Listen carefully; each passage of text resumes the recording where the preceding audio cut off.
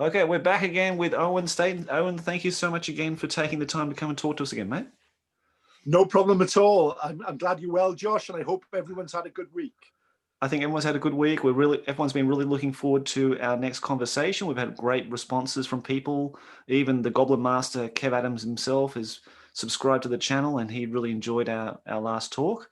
So I think we've had such an overwhelming response that we had to have you back. Well, hey, that's high praise indeed. That's high praise. We better start signing a contract or something for you now, mate. Yeah, you'll have to get a podcast exclusive contract. Exactly. I think you have to get a manager or something, I think, now. Yep. No, that's really nice. I don't know why. I mean, there's a load of gamers out there, isn't there? Like ourselves, who've been involved for so many years, and I think everyone's got a tale to tell, and I think that's really important. And that's one of my. I didn't really touch on this last week much, but I think gaming has held so much for me over the years, and even in really sort of dark times in my life, I've always been able to go to it. And I think that's so important for people, that they can go and have that place where they can go, and gaming is a big thing of that. I think I as part of my day job, I sometimes teach sort of mental health things, and when I always mention that I paint toy soldiers, and everyone sort of like laughs, but I say, yeah, but when I'm painting toy soldiers, all I think about is painting toy soldiers. And I think that's where stuff like this is great, because gaming means so much to so many people, and I'd love to hear other people's sort of histories with gaming as well, because no doubt there's some great tales, over the years. Absolutely, mate. Yeah, well, that's one reason why I started the whole podcasting, because I love the whole origin story thing. I really want to hear people's stories of how they got into it, maybe their favorite armies and some famous battles they took part in, and that kind of thing as kids or teenagers or whatever. So that was the whole thing. I really love that whole aspect of that, sort of people telling their own story. You know what I mean? Yeah, and there are so many tales, and there are, a lot of people sometimes fall away from the hobby, but I don't think anyone ever leaves it. It's a bit like The Firm with Tom Cruise. You never leave, do you really? Right, and I think even people who haven't played games for years will look back at with fondness about their time, and are easily drawn back into the hobby. It's one of those hobbies that really grabs hold of you and won't let you go, which is great. And so many stories. You meet so many people throughout the years. It's one of those things that really, really sort of takes you through your life, and no matter how old you are, you can't. It doesn't really matter. It's not like in sport where you get too old to play rugby or football or whatever. But with gaming, you just get a bit slower, but you still do it. So hopefully better at painting, but a lot slower and forgetting all the rules and that kind of thing. And, yeah, that's right. Yeah, keep the rules. Yeah, a lot less argumentative, a lot more friendlier. yeah. And I think but I think that's a good thing as well. You can play someone who's new to the hobby, and have as good as an experience as someone who's been in the game, in the thing for 20, 30 years. It's a great hobby like that, and sometimes it's nice, like we are now talking about the old sort of days and things like that. But often it's nice just to go with the new stuff as well. It's great. It's a brilliant hobby, and it's been really, really good to me over the years, and that's what I like to speak about, really. Yeah, absolutely, mate. Yep. We embrace every part of the hobby, whether it be new or old. I play. I've got Shade Spy here, that Warhammer Underworlds game. That's the only new GW one I've got, and I really like it. I really like that game, and they've got some great miniatures for. I love the undead faction and the Skaven and all that kind of thing. I think they're awesome, but it's a really fun game. Yeah. Yeah, it is. And I've got to blame you now, since last week as well. I've been on eBay, ordered myself a load of really old Saurus miniatures. So cool. I'm well and truly sort of old hammer back.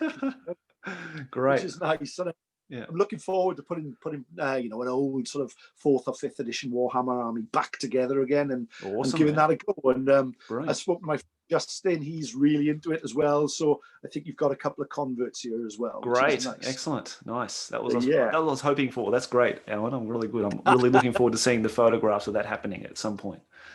Well, as soon as I start painting some stuff, I'll send it through to you, and perhaps we can talk about how we go in with that as well. Yeah, and it'll be really nice going back to those games from 20, 30 years ago and those rules that really brought me into the game, and it'll be nice to do that. So but yeah, I'm here today to talk a little bit about Beastmen, and while we're here and we're talking about this, I can show you some of my newer sort of Beastmen. Ooh, wow. I'm going sort of lately. Yeah, cool. And it's all about, as well, I think, with Beastmen, and something I'll talk about here, over the next couple of minutes, really, is I always feel a little bit sad for the Beastmen, because they've been my favorite army for about 20 years now.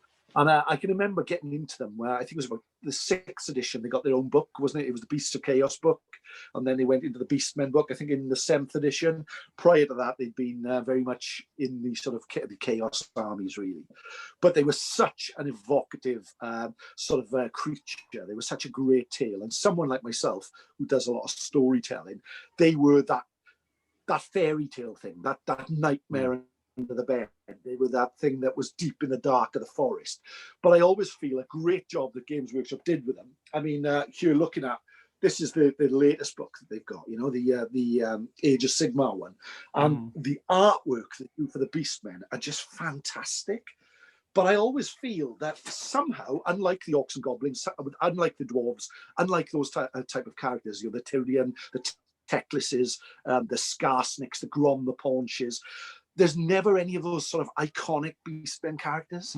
I always feel they're nasty gribblies who attack by the thousands, and they're brilliant. And the miniatures have stood up the test of time for years and years. I love the old Ungor miniatures, the Gore miniatures, even some of the older stuff going back, 20, 30 years, still looks great, Like these ones? Yeah. Jez Gooden ones, mate. Yeah, these are for Jesse in New Zealand. Jesse, I'm painting these for you, mate.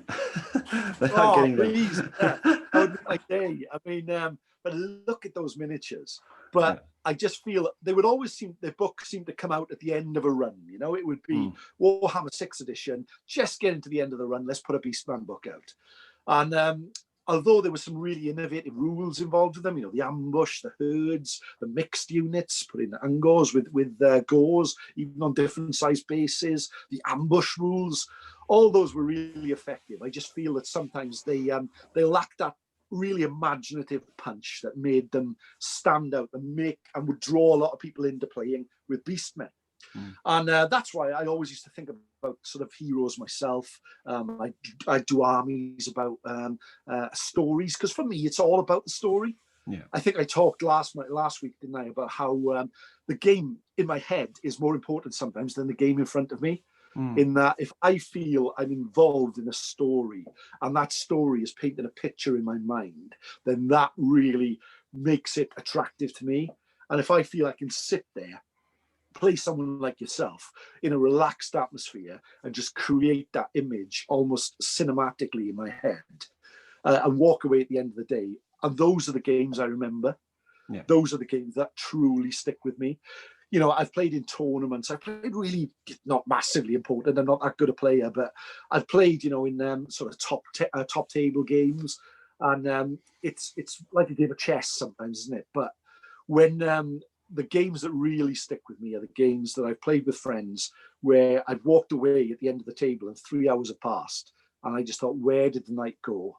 But I've been lost in the world of Warhammer for that time. And I think that is so important.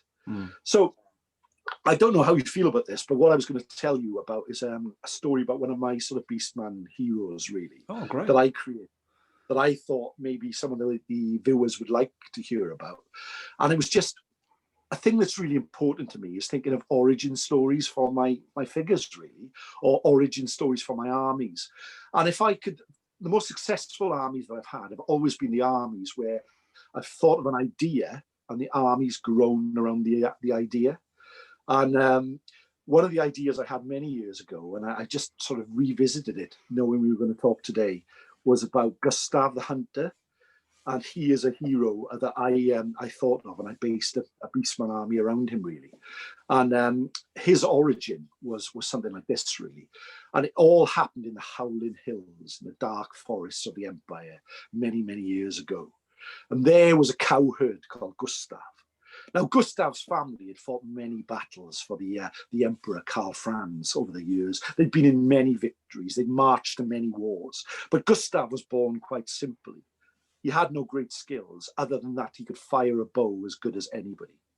He was put out on the family farm as a cow's herd, and he would spend his days just watching the cows and the bulls and making sure that they were all happy, they were eating, they were rutting, they were doing all the things that cows and bulls are happy with.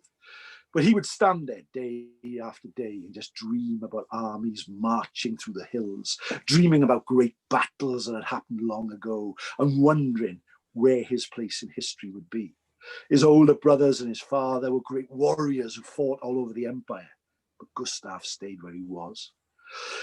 At the far end of the field where his cows did graze, there was an old oak tree, and Gustav would spend all his days firing his bow at this oak. He made a little target right in the center of it, and rarely did he miss. Such was his aim. Day after day, week after week, he would dream in his mind of the great wars he would take place in. But one night, at the time between times, the time when it was neither night nor day, the sun had gone and the sky was grey, Gustav sat there, firing the bow, hitting the target, when suddenly the thunk that usually accompanied the hit of the arrow in the center of the tree was missing. For one moment, he thought for the first time in years he had missed. But when he looked up and he looked across in the gathering gloom, he saw a figure standing next to the tree. It had a cape over its head and a hood, and he could barely see its eyes. But in all amazement, he saw the figure held the arrow in its hand. The figure was neither male nor female, neither old nor young. He didn't know if it was alive or dead, but he summoned all his courage to make his way through the cows and the bulls until he stood face to face with a figure that looked out from the dark, decrepit woods with hooked claw-like branches. And he said, "Who are you?" The figure beckoned him into the forest. The figure made a deal with him. He knows not where this figure came from or where it went, but it said to him, "What are your dreams? What are your hopes? What are your deepest desires?" And he told the figure he wanted to be a general. He wanted to be a hero. He wanted to march at the front of his armies and conquer all the enemies he would come across. And the figure made him a promise that if he gave himself to her, he would have all of this. And Gustav felt happy. Gustav's heart started to beat further in his chest. And for the first time in a long time, he felt happy. That night, he went back to the shack he called his own, overlooking the cows. And for the first time in a long time, he slept well. But the following morning, something happened that he did not expect. As he rose from his slumber, he noticed that there was a soreness around his temple. And as he looked at it, he could see that small horns were starting to protrude from his head. This was strange. This was like nothing he had ever heard of. This was like some of the dark tales his father would tell him when he was a child. And as time went on, his back started to bend over. His hands started to be more like animals' claws. And he felt that his feet started to turn almost hoof-like. But still, he tried to hide this by wearing bigger clothes, more cloaks, only going out after dark, not seeing his family. But one day, fate intervened as it often did. And just at the time between times, again, the time it is neither night nor day, but the sun had gone and the sky is grey, he looked up and could see the gibbous moon shining in the sky. And he looked up, and without any warning, he opened his mouth in a howl. But he turned around, for he could hear the clip-clop of hooves on the path not far behind him. And as he turned around, there his fate was sealed. For standing on the path was a sole figure with a brimmed hat and a white horse. One of the famed witch hunters, Lucius van Krag. Lucius approached Gustav, who fell over in terror, crawled over. His beast-like appendages started to curl. He could feel his ire rising like a beast. But soon he was hit over the head, tied to the horse, and taken to the nearest town. There the witch hunter kept him in a cell, promising that he would be burnt at the next night, promising that when the full moon was high, he would burn Gustav in front of all the villagers. This was a quiet town in the middle of the forest, and, much to his word, the witch hunter built a great pyre in order to burn Gustav, and carrying a magical flame, he lit it at the bottom. And there again, at the time between times, when a storm was brewing, and the night opened up and he could feel the thunder like the drums of the gods in the sky, and the lightning struck down like the gods were throwing thunderbolts. He brought Gustav from his cell with a rope around his neck, and neighing like a captured beast, he made his way through the streets of the deserted village till he came to the great town square, which, huddled against the wind, every single member of the town was there, all hooded, awaiting the execution on this, the darkest of all nights. As he was led up to the burning pyre and about to be thrown in, he wondered, what about his promise? The figure had promised him many moons ago, and now he was broken. Now he was more animal than man. And now it seemed that he would be burned. Lucius took the rope from around him and said that in all of Sigmar's rage would fall upon him when he was thrust into the flames. And he asked, is there anything he would like to say to the crowd? Gustav removed his hood, looked at all the hundreds of cowled figures that stood in front of him, and said, I was promised a great wish, and yet it never came. Please, please help me now.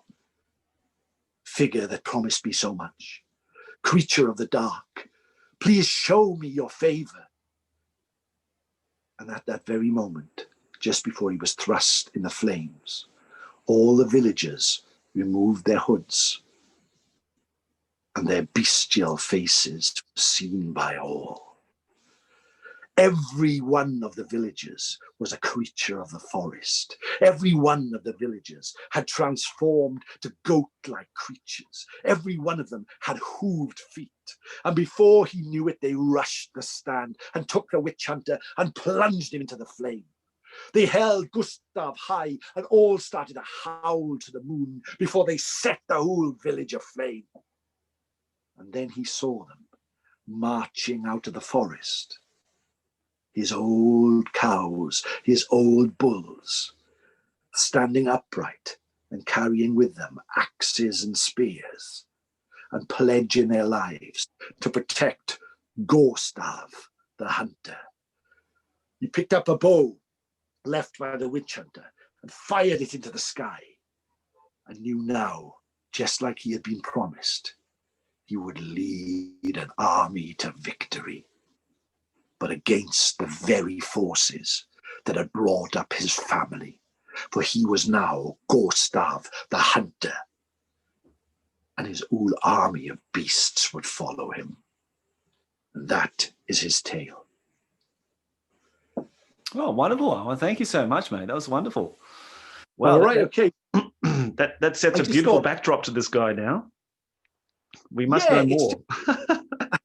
It's just an identity, isn't it? I think it's really important. I know, and you know, I'm quite theatrical like that, but for me, if I think of a background for my characters, that brings everything alive. And I think if you can do that and bring a name to those figures that you spend so much time painting, and you get that sort of love for them then. Yeah. And you want to know what their stories are like. And you want to know where they're going to lead. And that to me means everything. Yeah, that's right, mate. Yeah, you need the imagination to carry you through into these projects, like you say, with your armies, and to develop characters that maybe they don't have characters for or whatever. So that's wonderful. Yeah, and you've got such a great talent in doing that. So with Gustav, how do you still have like the miniature that you converted or painted to represent him in your army? I have got it, but I don't have it at hand. But it was one of the old sort of Beast Lord figures. I think it was going back it may have been one of the from the range you had there. And I literally, because I'm not much of a modeler, but I put a bow on his back, and I gave him some rules that he could fire essentially like a boat thrower, because Okay. he's so good with the bow. So, you know, I had the points for that, but I also gave him a Minotaur bodyguards, you know, so you had like a unit of Minotaur bodyguards, used to be a cowherd, you know, so you had this sort of, you know, unit of them. And he also had hatred when fighting against Empire troops. So because of that, and all his his army then were like a beast army, which were all sort of villagers that had been transformed into beastmen. So I know the lore, if you look at it, the children of chaos, if you like, the beastmen, are usually sort of born, and it's quite you know, ambiguous really where they've come from. But if you can devise some sort of background, it brings them alive a lot more. And another thing that I've got this year, which is the original sort of Warhammer Fantasy roleplay. And you can't go wrong with this. I mean, when you look at the background that's in there, and if you're looking for anything for an old Hammer army, I think this is your Bible, really, isn't it? I mean, that's great. And I won this in a. That's what you told me. Yeah. White Dwarf competition, and my name was in White Dwarf. And I'd gone to a school disco, and I can remember my mother picking me up and going, "You've got a parcel." And I came home and it was that, you know. I totally unexpected out of the blue, you know. And wow, you know, what a thing that was, you know, in those days. Yeah. So it was brilliant. Yeah, but for me, Beastmen were always they were so evocative, and they were so you know, dark, sort of grim fairy story type characters. And I think a lot of people sort of don't look at them, you know, like that anymore, and people sort of look over them, and they're doing quite well now, as I said, with the Age of Sigmar ones. And my current army, this is a Minotaur that I use for my current army. But what I've done is I've painted them all grey, and I've used them as a sort of, they come from the realm of shadow. So they're all just shadow creatures that can live between. I've given them the background of the shadow's shadow. So they are creatures who have lived, you know, they're halfway between the shadow realm and our own realm. So again, I'm thinking of a background there, and I'm thinking of something to work on. And not being a great painter is something that's easy for me to do as well, because I can do that and create that image and an army on the table that will look really good as an army, rather than, you know, the individuals that like people like yourself can create. And that is a big thing for me as well, which is good. Nice, mate. So it'd be nice to have some of the guys who are watching come back with their own sort of origin stories for some of their characters, really, wouldn't it? Yeah, yep. And it'd be nice to like maybe even put a book together of some of these stories. You know, that'd be awesome. Some of these origin stories that we could use, and probably throw that down like another path and create campaigns, you know. What happened to Gustav once he started marching his armies on local empire towns? You know, what was his fate eventually? Who was the figure in the forest? You know, all this sort of stuff. There's so many stories and tales that you can bring out with that. It's not Beastmen, but I've been absolutely infatuated with this 4th edition Skaven book at the moment. Wow, and I'm painting up my Skaven, and I'm just really loving the lore and background to these guys. I suppose they're kind of like Beastmen, but they're just rat men basically. But they've got a very similar kind of nature. You know, they're very ferocious, and you know, they're in big packs and tribes, and that kind of very tribal. And I've been going with my friend Justin, thinking about like a campaign, because Skaven never got a sort of their own sort of campaign back in 5th edition. Because they had one like for the dwarves and the elves and the night goblins and empire and undead and all that kind of thing. But a lot of the races just didn't get anything, like chaos, for example, Skaven, and a few of the other ones. So I thought it would be a cool idea to make your own sort of campaign packs and create characters, or use characters from the history and in the books and that kind of stuff. So that's what I'm working on at the moment with Justin, doing something like that, and doing that for the fanzine. So that might be a good idea, making some kind of competition, or just highlighting people's created characters that they've developed over the years and played in games and that kind of thing, and maybe giving a story about how they created it, and maybe some kind of story about how they were used in a game, or their favorite moment in the game, or something like that. Yeah, that's a good idea, right? Yeah. That would be really good. Or we could perhaps, I know I've seen some of the painting competitions you do, and it'd be nice to see people come up with their own, to bring these characters to the tabletop as well, to see how they could convert their own Skaven Lord, from the story, and see what they like and see what people do with that to create these characters, which would be a really nice idea. Well, going back to the Skaven and campaigns, do you remember the Lustria book? That was a good Skaven campaign. It was because it's for the about 6th edition, perhaps, with the lizard men and the Skaven.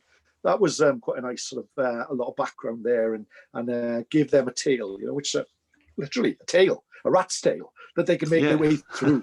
Yeah, because I think it was Clan Pestilence that was based in Lustria, and I think I think it's actually they mentioned it in the book, and I think they mentioned it in the Lisbon book for 5th edition, and they must have elaborated more in the 6th edition. I think more of the campaign settings they had in 6th edition. Unfortunately, I just didn't play Warhammer after 5th edition, so all that kind of stuff I'm not really sure about. But people do tell me about certain things, like they had I think Bugman's, like Joseph Bugman's, like some kind of mini campaign for him as well, with the Night Goblins, them raiding the brewery and that kind of stuff. So yeah, but there's a lot of stuff I've sort of missed out on, unfortunately. Yeah, but so it might be worth, something for you to do. You could sit there and as you're doing that Skaven army now, rather than just painting the figures, actually just thinking, right, who are these people? Who are these characters? And building an army around that, and perhaps doing things a little bit differently, like the Gustav thing about how I know it's not a major thing, but he's a beastman with a bow. And none of them have bows, do they? But to have to invite a special rule about that, because it just brings your army to life in a great way, I feel. And then if you can, all of a sudden you've got, like, if we were to play a game with your Skaven, with your characters against my Beastmen, you've already got that investment in a story, which means so much when you're creating your own lore. And as I said, some of the best games I played over many, many years, all the ones I remember, are when we are talking about, these stories. It's like my 4th edition dwarves that we talked about last week. Their lord was Vander from Zufbar. And I made this big thing that, he went a few games and he hadn't been killed. And then he was like Vander, the undefeatable, And every time you put him on the table, everyone would just throw everything at him, just try and get him, And it just became a fun thing. He was there, and he'd be one of these characters. I can remember once where he had to make a leadership role on a double one in order to survive, and he did it. And my friend just led to the other side of the table and shook my hand and sat down. He's living to his reputation. Yeah, they build up their own legends, don't they? That's it. That's really well, which is nice. But there we go. So yeah, that was my story, and it's a bit down to what I do as well. And if any of the guys are interested, I do my own storytelling on my YouTube channel, which is Time Between Time Stories. And if anyone, I'd love if some of you guys could come over and follow me on there. And it's full of Welsh folk tales, which are all a bit like that as well. So you might get some inspiration from that if any of the watchers are interested in that. I'd really appreciate it. So there we are. Yeah, mate, I've subbed to your channel, and I really enjoy all your stories when they come out, usually weekly, don't they? Usually once a week. Yeah, just done one today. So there's another one just gone up there. And so I'm storied out now. I told 2 today. Oh, mate, you've got plenty of stories in you, I'm sure. Yeah. I've enjoyed it anyway. But so that's good. So how far have you got with your Skaven? Have you got any? How many have you done? Well, over the holidays, I had a bit of a painting bonanza, and I sort of painted 5 miniatures a night. So I got an entire Plague Monk unit finished, and now I've just done the basing for them. This is just like an example of what they're looking. They're fairly simple in their color scheme, but I just want to get them painted. You know what I mean? Like, it's just like I'm not looking for like Golden Demons standard level of painting. It's sort of like, close to the book in color schemes. I want to keep it sort of very bright and typically, sort of 90s color schemes really. And I've already got quite a lot of other stuff painted. I've got Thankwall and Bone Ripper and some Clan Rats and some Rat Ogres. They're all sort of old Jez Goodwin 3rd edition or even like 2nd edition Skaven that I've got all these models for. Yeah, so I've really enjoyed it. I didn't really think about Skaven back in the day when I was playing Warhammer. They didn't really interest me as a faction. Never played against them, but now I just absolutely love them. So it's been a nice new discovery, really, for me, actually. Yeah. I'm really lucky. Well, I give a friend now. A friend has it, but I've got a John Blanche Skaven, which was actually painted by the great man himself. Oh, really? It's a banner bearer, and I think it features in the Warhammer Armies book, the first Warhammer Armies book. Wow. Which would be 3rd edition. If I'm not 100% sure, but I'm sure. I'll get a photo of it for next time, so I can show it to you. Yeah, that'd be brilliant, man.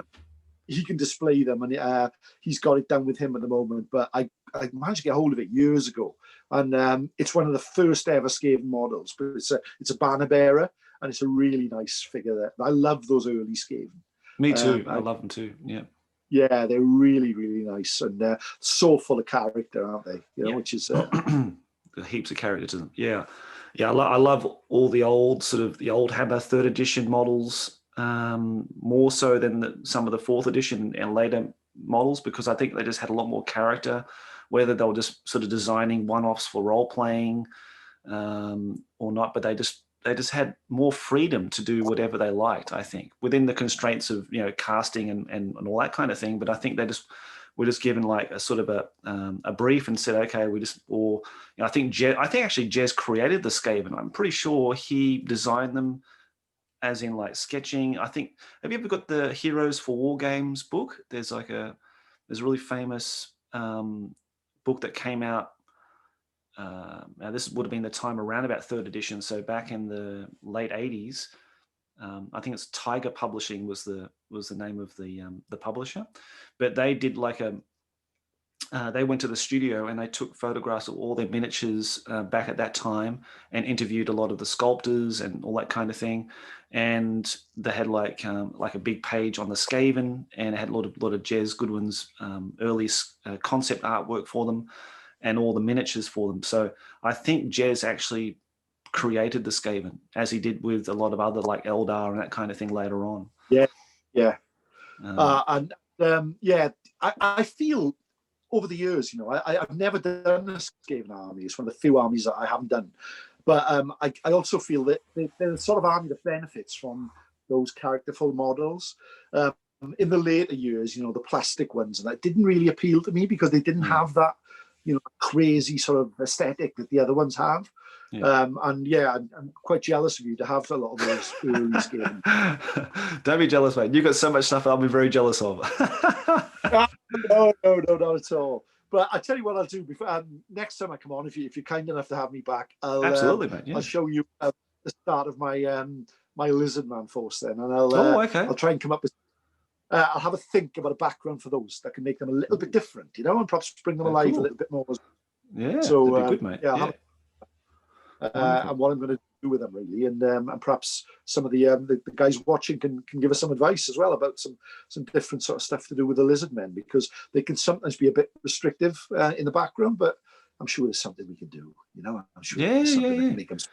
Oh, mate, we've got a lot of Lizardmen fans out there, so I'm sure they've got lots of advice they can give you, mate, on how to construct or how to build or what kind of wonderful, weird, and big toad-like creatures you can make up with them, I suppose. Yeah. I always want. There's the reptilian army. Yeah, I've never had. The old salamanders with the Dimetrodon ones with the big fin backs, the dinosaurs. Oh yeah. Those I really want some of those, because I've never had those. To go back to those early sort of Lizard Men would be good for me. I'm looking forward to it. Really looking forward to it. I've got a confession too, Owen. I absolutely detest Lizardmen. I've got a friend here. John Joe, who plays them. He absolutely loves them, and bloody hell, they're an absolute nightmare to play against. I just hate them. Yeah. Oh, they're awful. Yeah, there's like that big fat Kermit the Frog toad in the center, that big Slan priest guy. He's unkillable. Yeah. He's just the most. He's like your standard bearer general. Your 4th level mage. He's got like 10 wounds, like toughness 7 or whatever it is. It's something crazy. And yeah, I just remember having these big matches with John Joe playing here in Japan with these Lisbon. I'm really looking forward to playing him again, actually, because I'd love to take my Skaven against his Lisbon army next time. Yeah. But have a look at that. Have a look for the Lustria book, and maybe you can get something in. There might be some stuff. Even using an earlier edition, there'll be loads of background stuff and a load of scenarios in that you can look at. And it can give you some ideas, can it, as well? So, yeah, I'm definitely going to do, like, maybe with him, do some kind of like another sort of campaign, mini campaign, like 4 scenarios where they sort of build up like 1,000 points, and you add 500 points each game until you get to like a 3,000 point battle at the end. But have like Lord Skulk, which is like he's like the plague priest. He's like the character for the plague monks in the Skaven book, and have him against his, whatever fat toad he brings for his Lisbon, and and have it out then. I've got to kill that bloody thing. I don't know how I'm going to do it. I have to kill it somehow. But, your body shape is fun. You have to respect for the toad, man. But I look forward to what you come up with next week, mate. It'd be excellent. I'm sure everyone else is looking forward to it too. And I did for this episode. I did not shave. I'm looking quite rough and a bit bestial at the moment. I've got shaggy hair. I've got the fleece coat and the hood. Yeah, just for the Beastmen episode, mate. Go for it. I just haven't got the horns or the hooves. I'm afraid. Well, have a look down. You never know what's going to happen. Your hands start getting all claw like, and you're slowly turning and howling to the moon. That's who you want to be. Isn't it? So it'd be great. I think we must be almost out of time, mate. Are we? Mate, I think we're just about there. So it's been perfect timing, mate. It's been wonderful to talk to you again, Owen. And I hope anybody who listens to you, please go to see and sub to Owen's channel, A Time Between Times, and listen to Owen's stories, because they'll be released once a week. And hopefully, Owen, you can join me again next week to talk about Lisbon. That would be fab. Hopefully I'll have some will have arrived by next week, and I'll have made a start on them, which would be nice. Great. Or some ideas or something anyway. Yeah, that'd be great. Yes, I'll have a little think. But hey, thank you very much for having me, and my pleasure. I hope you all have a good week and stay safe, guys. That's great. Okay, mate. Thank you. Take care. You take care. Bye-bye.